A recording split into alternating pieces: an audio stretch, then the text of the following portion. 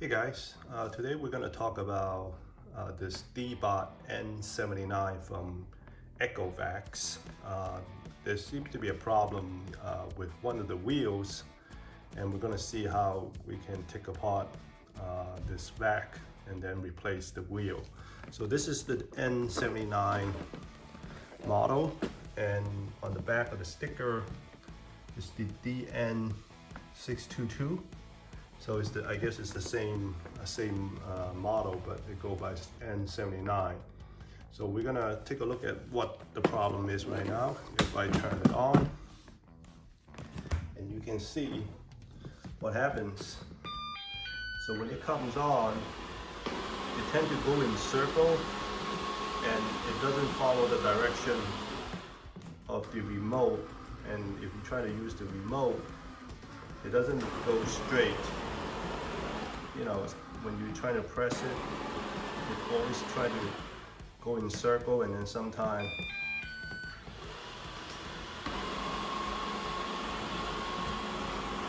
it might not, move forward. So the problem is, after looking at this, if you flip, I'm going to turn this off first. If you flip it over, this wheel on this side, you can see there's no traction if I try to turn it, versus on this side, you can see and hear that there's traction, with the wheel. So this is actually the left wheel, so we're gonna take it apart and see if we can replace this, and hopefully by replacing it, it'll fix the problem. And you can find some of these wheels at eBay. They probably have the best prices comparing to buying a new one, from the manufacturer or from some other site. Generally in eBay, you could buy a refurbished or pre-owned, and they're relatively cheap, so you can definitely save some money if you want to replace this this wheel.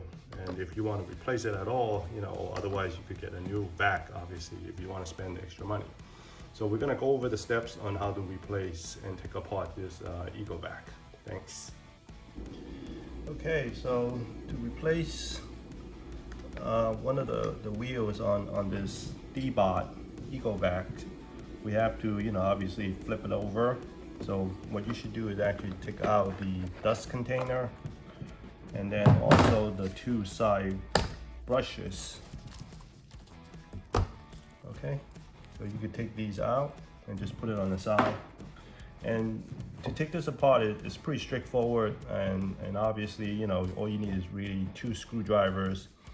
One with the smaller size, and then the other one is a little bit bigger. So in general, based on the model that you have, if this is a DEEBOT N79, there's really, I think 6 screws. 1, 2, 3, 4, 5, 6. Oh, actually 7 and 8 screws. There's 2 on the side, 2, and then on the front bumper there's also 1, 2, 3, 4, 5, 6. So you have to take all these screws out before you can actually get access to the wheel. So we're going to proceed and start taking this apart. So before we proceed with taking this apart, first of all, I forgot to mention earlier that we should also take out the brush, the front or the middle brush, the main brush on the unit. Okay, so that way it's not in the way. So the first thing we should do is take out the 6 screw that is housing or securing the front bumper. So we're gonna do that. I don't want to waste time on the video showing you how to remove the screw, but once you loosen it, the 6 of them, then we can reconnect and fast forward to show you how to take it apart. Okay, the 6th screw has been removed for the front bumper. So once you remove the screw, this part comes out, pretty easily. It just comes off. So what you need to do is just lift, the vacuum up a little bit. As you can see, the other part would just, kind of come loose. But there is a electrical connector, as you can see from here, that you have to disconnect on the front. So just wiggle it a little bit and it will come out pretty easily. And once it comes out, then the front part will be completely out, and then we can proceed now removing the 8 additional screws that's securing the unit together. So we're gonna do that and fast forward and come back. Okay, so this is the last screw that I need to unscrew.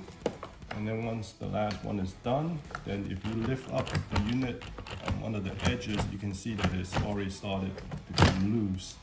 And if you wiggle it a little bit, then the whole thing will come out, as you can see. So it comes out pretty clean, okay? So this portion is obviously the top, as you can see. So you could just take that out of the way and then flip this over. And then the screws will come out. So keep those screws on the side. They're all the same size, so it doesn't really matter, which one goes into which hole. So just keep that on the side. So there's a total of eight screws of this size, and then the total of 6, the smaller screws for the front bumper, okay? So just keep those on the sides and we'll come back to them once we're ready to reassemble. Okay, now that we have the housing of the vacuum taken off, if you flip this over again, this is the underside of the vacuum and this is the top.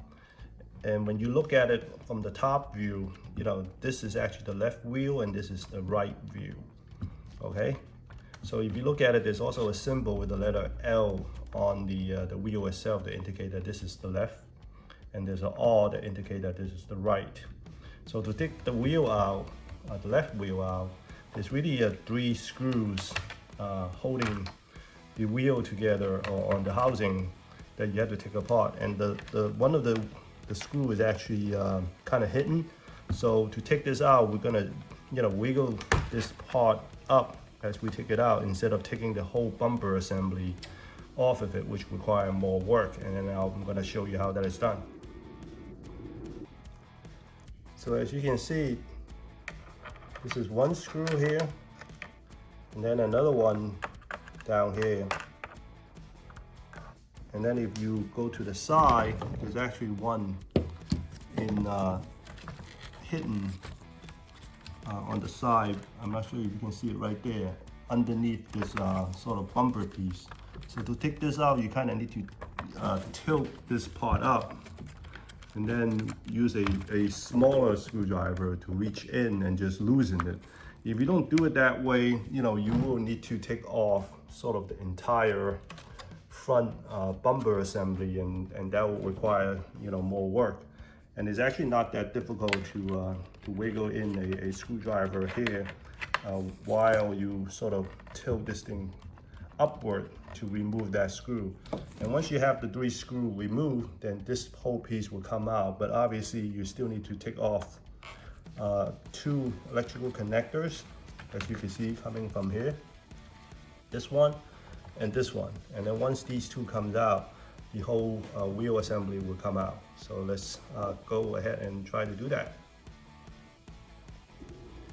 Okay, so I have taken out the 3 screws, one here and then one in the side and then one at the back off. So now we're going to disconnect the electrical cables or the connectors.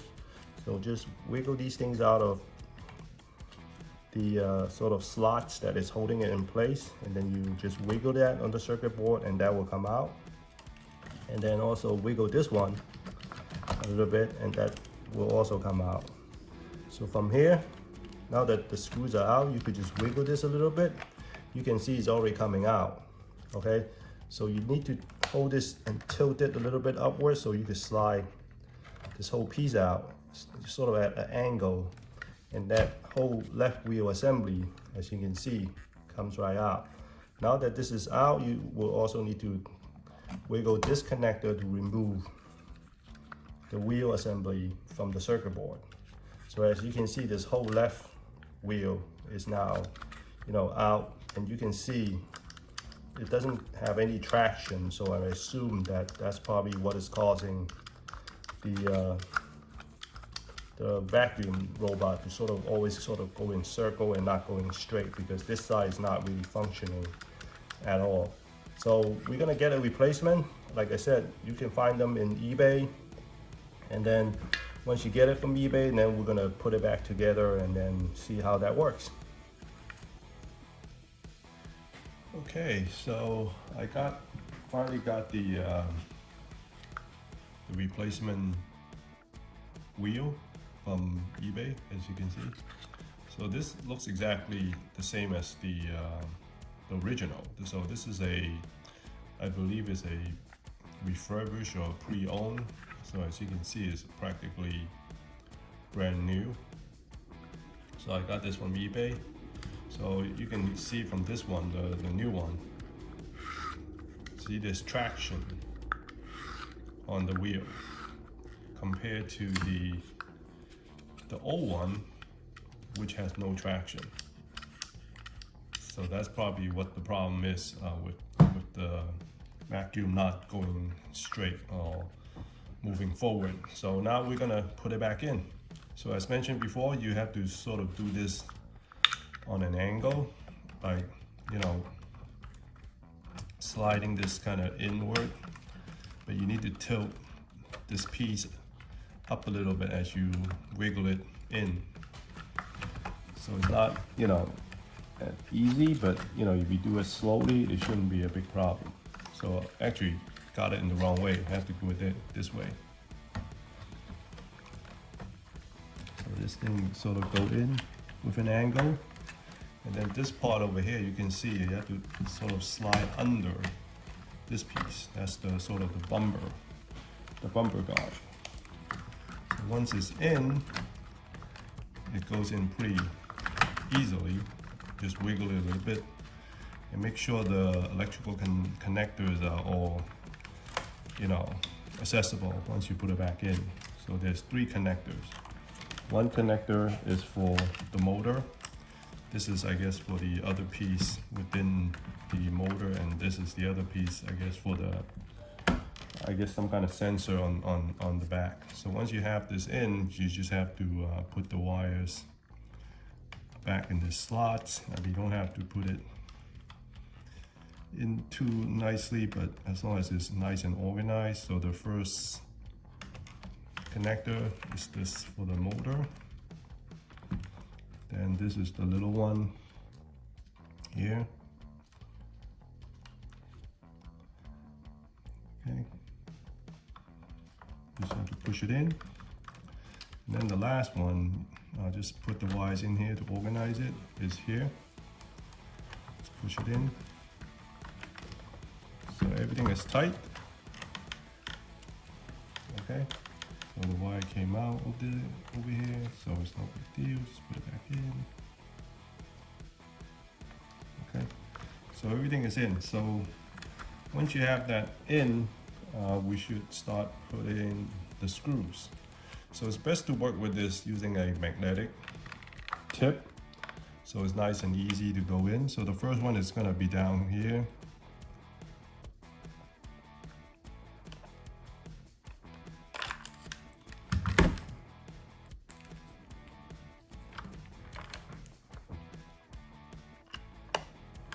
Okay, so if you have a magnetic tip, it will be much easier to direct into the location. Okay, so the next one will be at the back. So as mentioned, it will be a total of three screws that holds the motor in place. And then the last one is the little trickier one. Is the one that is underneath this bumper piece. So you have to sort of push this upward a little bit. I don't know if you can see. And then when you put it in, it sort of goes in like this. And then you can screw it in. It's gonna hit against the bumper piece a little bit, but once you tilt it up a little bit, it should go in pretty easily. And then once you're done, just let it go. And that's pretty much it. So the wheel is back in on the unit, and then now we can proceed with putting back the cover for this entire piece. So we're gonna look at that next. Okay, so now we're at the last part of the video of putting this vacuum back together now that we have the wheel replaced. So with the cover flat on the table, then we're gonna just put this on top. Just match, you know, the location of the bottom piece cover, and it should fall in line pretty seamlessly. As you can see, you know, everything will come in contact with each other, and all you have to do is just slap it in a little bit and make sure that, you know, the connector is still exposed for the front bumper. And then once you have that in, then it's just a matter of putting in the 6, well actually the 8 screws, 4 in the front, and then there's 2 on the side, and then 2 in the back area. So we're gonna proceed with putting in the screw, and then we're gonna continue with the video. Okay, so we're the last 2 of the screws to put that back in place.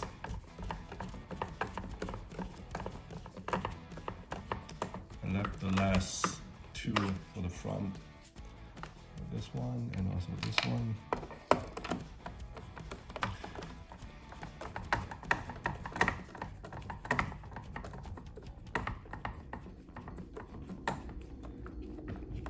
Okay, all set. So I have all the 6 or 8 screws, 1, 2, 3, 4, and then 2 on the side, and then 2 on the back. Total of 8 screws put back together. Now we're gonna put the front bumper assembly back together. So all you have to do is lift this up, align it kind of with the front.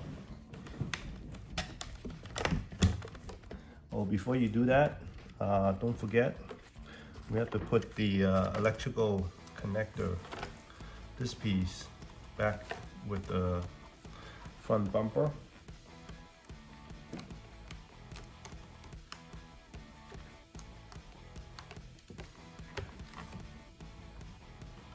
Okay, so now it's in. You have to lift this up, and these 2 metal tabs, make sure you have this sort of press against the front, and now that's nice and secure. It seems to be a little bit dust. You can kind of clean it off a little bit. And now just put the top piece to line up with the screw, the screw holes. And then we're ready to assemble the front bumper assembly. So we're gonna put 6 screws back in, and then once we have this done, we should be ready to test out the vacuum to make sure that it is working as intended. To make sure that, you know, the left wheel is working properly, and then we can, you know, squeeze some life out of this vacuum a little bit longer. So it's very straightforward to put the 6 screws back in.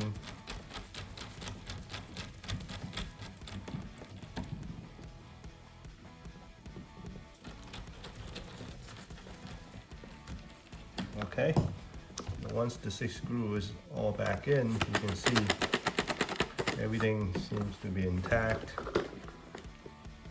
Okay, the unit is working kind of in the way it should be, and then you could test out the wheel, make sure it's good.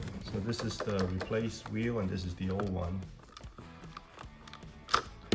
This old one is a little bit worn too, but it probably should work for a little bit longer. So now we can put the brush back in, and then we could give it a test run. Okay, now that the vacuum is put back together, we're gonna start it using the remote to see how it works. Okay, so you can see that it's going to the direction that I wanted to go to using the remote. So now it's working as intended. As you can see, it's going exactly where I wanted to go. Before it was just kind of going in a circle and not in the direction that I wanted to go using the remote. So you can go all directions now, as you can see. So I hope you find this video helpful. So if you have a problem with the vacuum kind of going in circle, it could be the sensor in the front, but most likely check the wheels first, because if one of the wheels goes bad, then it will definitely not go in the direction that you want it to. Okay, thanks for watching.